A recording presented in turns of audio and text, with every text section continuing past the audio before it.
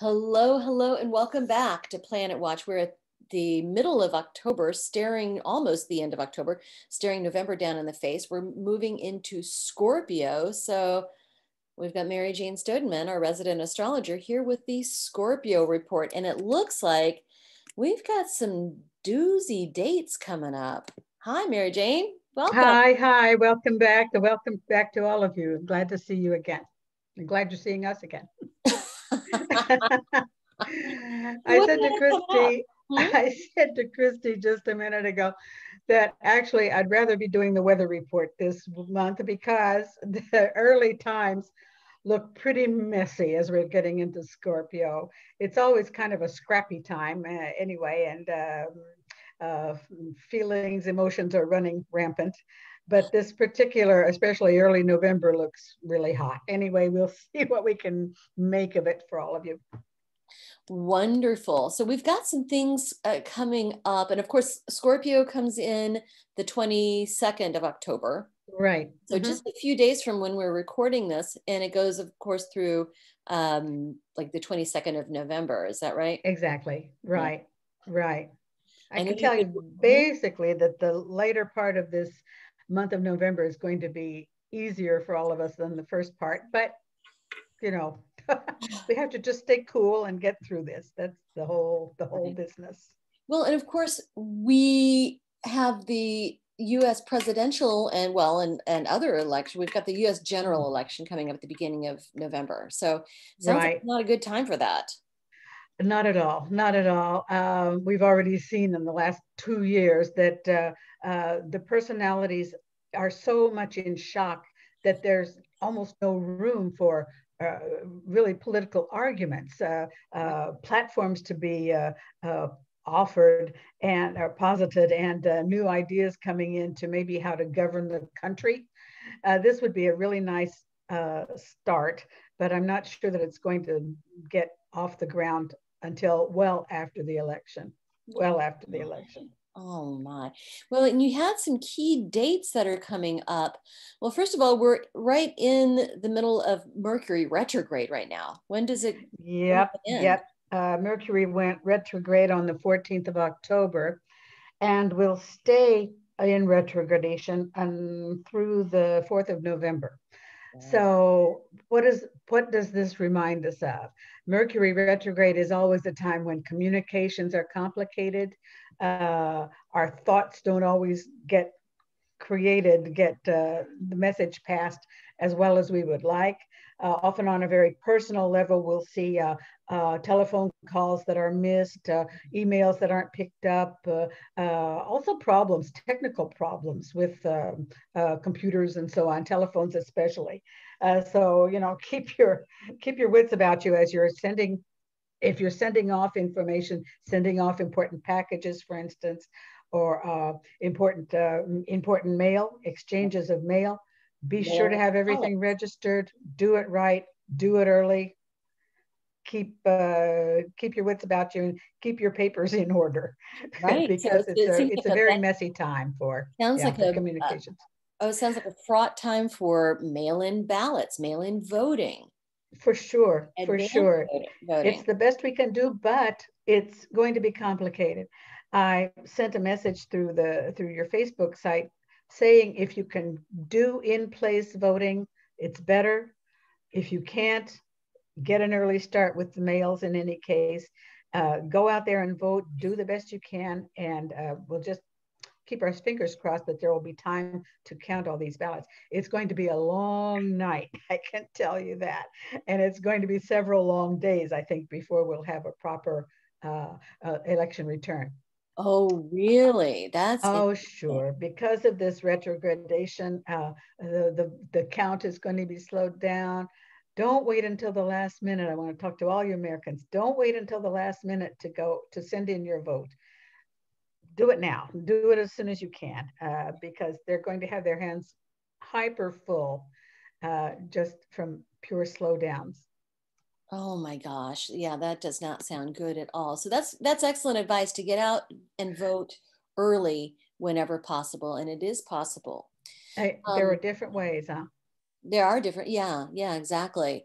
So complications in vote by mail and in favor voting. So, I mean, favor of in-place voting. So if you can get out and vote at the election board or satellite, absentee, voting early, that type of thing. And then there's some stuff coming up the 28th of October through the 10th of November. What's going on? Well, this same Mercury retrograde is going to be redoing its early square, this conflictual attitude aspect toward our famous collection there in Capricorn. Mercury, Jupiter's there, Saturn is still there, Saturn's there again. Pluto is still planted in there with all 4 feet just planted in the Capricorn energy. So what does this mean? Mercury going square to this, again, is argument. It's pure argument. We're going to be hashing up. There'll be a lot of mudslinging. There'll be a lot of old stories coming up. We're going to be dredging all the grounds for getting dirty stuff on the other guy, and on all levels, every state and the national level as well. It's just a time for mudslinging, and there's very little place in here for sensible argument, just pure. I don't know. Apparently, this other debate has been canceled. The other presidential debate has been canceled. Right. I'm not too unhappy about that. It's so in keeping with this movement, and would only, I think, be a very nasty affair for everyone concerned. Oh, the first one was certainly just awful. Right. Yeah. Okay. Yeah. And then I wanted to point out that during this period, during this same 28th of October to the 10th of November, there are some hot spots where the moon, as it's coming through, where the moon is always a trigger, right? It's always the fast moving element that's setting off these other problems. And the moon is coming square to Mars on the 5th and 6th of November. The moon is coming opposite our famous collection in Capricorn, the 6th and 7th of November. So we can see that this whole long 3-day period is going to be particularly nasty, particularly noisy, particularly angry. I'm saying lock up your dogs and lock up your guns, because people are just being crazy. Oh my gosh. Okay. Yeah. Yeah. I mean, they're already pretty crazy. Well, that's it. And I don't know, people just aren't being rational. They're not being rational about this election. They're not being rational either in their face-to-face confrontations between the two groups. Everything is so polarized, and this is in keeping with the square that Mars is going to be creating as well through here. It's just nasty. It's too angry. It's too reflexive. It's too emotional. Oh, sure. Oh, it's very emotional. It's very personal. Yeah. It's very personal, isn't it? Yeah, it's a rough time. Oh, I speak of Mars here because Mars is also retrograde. This is a period where we go and dig up old stuff to talk about, old arguments, old reflexive ways of dealing with people, especially old arguments, and can bring about recurrent fevers. We're going to get involved with that as this COVID business starts acting up again. It's not over. We're going to see another peak of fevers of contagion through the 6th and 7th of November. Oh, wow. Stays in orbit, in fact, stays in orb in that function through the 10th of November. So yeah, it's just a time when people need to or feel the need to drag up old arguments, and we'll just do it all again. You know, once is not enough, apparently. Oh dear. Right. And then yeah, then Venus takes a tour. Venus is being silly. Well, she's doing her thing. She's going to keep doing her thing that she's been doing. She's been catching up to the sun, getting involved in a more decent relationship with the sun, and is starting to feel like her old self in the sign of Virgo. She's still finishing up her career in Virgo these days. But with all of that, she's opposite Neptune. So she's still in sort of a dithering phase. She hasn't quite gotten off the fence yet. It isn't feeling like her old egotistical self. This will come. This will come. Before that, that's when she stays in this opposition to Neptune through the 26th of October. However, in there, what's interesting here, I think, the 22nd to the 25th of October, Venus is in a sesqui square aspect to Uranus. This is, again, a conflictual square, but that brings her into sort of a full stop in front of Uranus that creates a need to change her ideas. She's in the shock of new desires, new ways of looking at things. And this is going to be interesting, I think, when she comes finally into her space in Libra, which is the 28th of October. It's as though she's sort of seen the light. You know, she's been dithering and hasn't known what she wants really for a long time. But now in entering into Libra, it's as though she enters into the arena.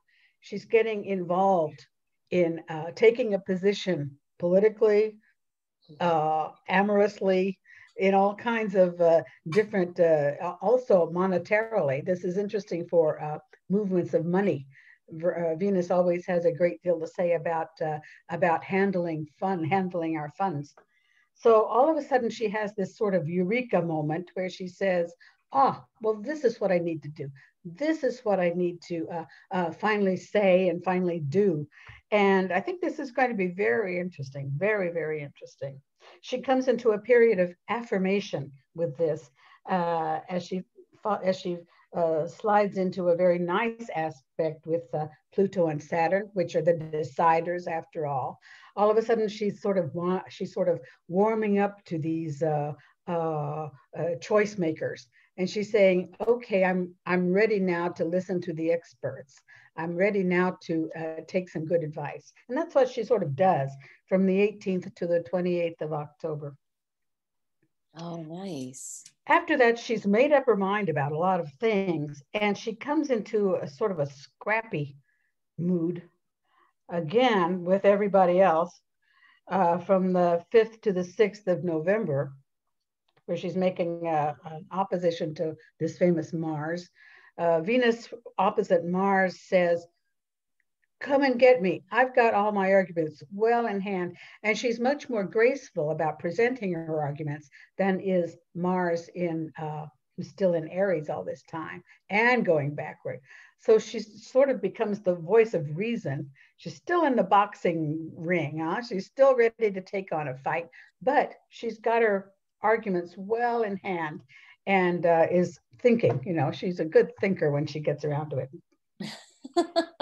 So that's for the 5th and 6th of November. And then she's coming square to these same wonderful leader people that she's been counting on all this time, or was counting on there for a few days in the end of October. During the 12th and 13th of November, all of a sudden she's saying, "Well, yes, you've been right a lot for this time, but I think we can do better than that." And so she's getting involved in presenting her arguments, maybe a little more loudly, in fact, and finally making some order in what could be a very nasty post-election place, first of all. I think on a personal level, this is a time too when this Venus, who has been sort of taking on everything everybody has been talking to her about, is finally making up her own mind. She's finally making up her own ideas. And this is certainly going to be true through the 12th and 13th of November, which is a very strange time to be getting engaged to be married, for instance. This could undo a lot of promises that have been made a little bit along the line. But that's okay. There's room for second thoughts. There's room for going back on your best arguments and finding a better way maybe to get along. Setting some new rules to the game is going to be very interesting through there. Oh, that's interesting. And so, you know, based here in America as I am very interested in everything that would have to do with what's going to happen in our country.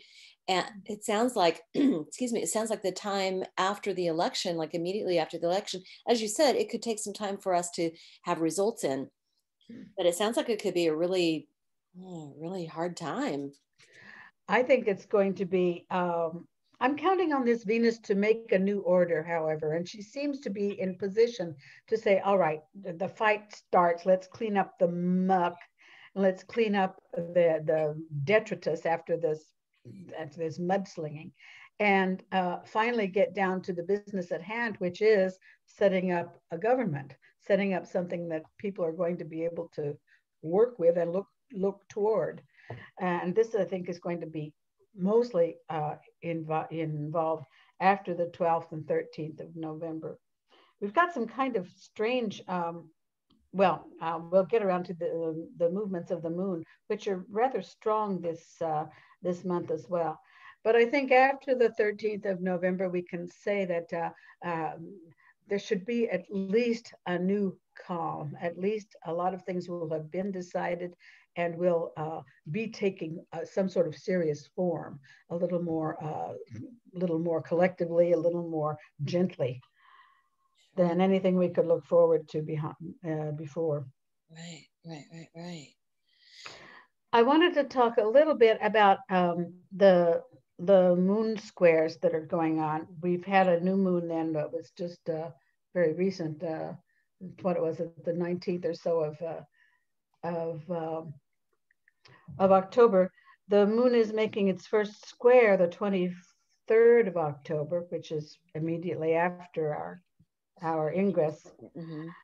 It's kind of nasty in that this square to the sun is also square to the black moon and to Uranus. So be careful driving, be careful in your face-to-face confrontations. Again, this is a place where we can act reflexively, say things that we don't necessarily mean, or act too fast. And this is particularly nasty I find in driving situations. So be careful in where you're moving around. That seems important. And then the full moon is the 31st of October. Now this is weird. This is weird for several reasons. First of all, it's the change from daylight saving into a standard time all over the world, as it turns out. Here in Europe as well, but also in the States. And this is invariably under a full moon. You're going to miss appointments. You're going to set up wrong times and dates for various manifestations and appointments that are going on. Check your schedules. Be sure everyone's on the same page, at least. And again, be very careful in driving. Same things are going on. But if you're traveling by plane or by train, check the schedules. They're going to be changing radically. And I know this close up because I've been through this several times. Very, very strange things happen on trains. Then the third square, the waning square, is the 8th of November. And again, we have a square to Uranus. I really, you've heard this before. I don't like square moons and I don't like full moons. And I'm not crazy about new moons. So, and this one looks, again, problematic as far as driving, as far as moving around, as far as making up appointments and generally getting people together in the right place at the right time. Luckily, we'll be into a new moon then the 15th of November, and we should all be more or less together at that point, have our heads screwed back on in the right place. And we'll hope that a new energy will be coming on with this new moon.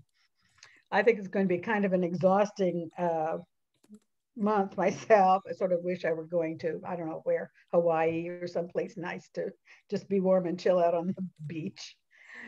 But apparently we don't have that kind of option. So no, the only way is through it. Is through it. I know it. And just keep your wits about you and be calm. If you must create arguments, be sure you're coming from a good place. You have your arguments well on hand, and it's not the person opposite you that you're attacking or should be. Right. Things just get out of hand as we become too personal in our confrontations, and it's particularly active through Scorpio. It's on the passion axis with Taurus, Scorpio. This is where passions run high. It's Mars, it's Pluto. It's all energy about getting ahead and winning and being strong and being sexually dynamic and all the rest. It's a heavy testosterone period. And we just don't need that much testosterone right now. Not right now. Just the whole energy of 2020 has been really dense and really hard. Is there hope on the horizon? Is there a light at the end of the tunnel? Well, Saturn will finally make its final ingress into Aquarius. I don't remember when, and it was coming up pretty fast in January, February. I think we're going to be seeing Saturn that moves out of this horrible knot of energy that's down here in Capricorn and has been making us crazy for the last couple of years, in fact. So Saturn's moving out. Saturn's going off to look at some different things. We'll probably, with the spring and with the summer, certainly shape up new vaccines, new medical approaches to our various problems. And also, Saturn in Aquarius is, I think, going to be important for communal medicine, for instance. Sure. New medical progress, not only in treatment, but also in the setup of Obamacare, for instance, and other medical situations around the world. Public health. Yeah, it's going to be, Aquarius is the sign of humanitarian interests, group interests, mass interests, also mass information, which tells me that we're going to see some important new regulations involving social media, communications, broadband communications of all types. Certainly on computer and telephone levels, we're going to see new, not only innovations, but also restrictions. And maybe that's not going to be a bad thing either. We'll talk a little more about that down the line. Right. So just kind of in summary, it seems like we should all vote in person if we can. Doesn't have to be November 3rd. If there's here in the United States, doesn't have to be November 3rd. If there's a way to vote in person, please do, because we're in Mercury retrograde. And then it sounds like the first half of November is going to be kind of intense anyway. For sure. I'm thinking seriously of reconfining myself. Going back into quarantine. It may be done for us anyway. So. True. Right. I know they're in Europe that, you're looking at possibly shutting down again because the coronavirus numbers are going up. Yeah, the numbers are going up, not as much as in the States, fortunately for us, right. But unfortunate for you, it's still kind of out of control. And this needs some new regulating, I'm afraid. Yeah, we're just looking, the summer, I think it was too nice weather, too easy. People were going out and getting into the habit of just letting the rules go by the wayside, and it's not time. This virus is still active, and we don't know how to take care of it yet. So we need to be very reasonable in our social context as well. Absolutely, but it looks like maybe some of the contention around it could be easing about the middle of November, and then big strides coming forward. Definitely, yeah. The second half of November is going to be ever so much more gentle. Oh, God. I'm so glad. And we'll have time then to talk about getting off into something else, into Sagittarius, as it turns out. Oh my goodness. Yeah. And it sounds like Halloween could be kind of interesting. A lot of Yes, really. Check your dates, check your watches, get ready to have to look at people up again somewhere else, because they won't be where they think they are. Oh my goodness. Yeah. Or where you think they are. Check and double check. All right. Well, Mary Jane, this has certainly been very informative. And Well, some kind of end in sight. I hate to be the Cassandra here to announce all this rough news, but it's just that kind of a month. But we'll get through it. We always have. We always have. That's it. All right. Well, see you in, let's see, what's after Scorpio? Sagittarius. Sagittarius. See you in See Sagittarius. you then.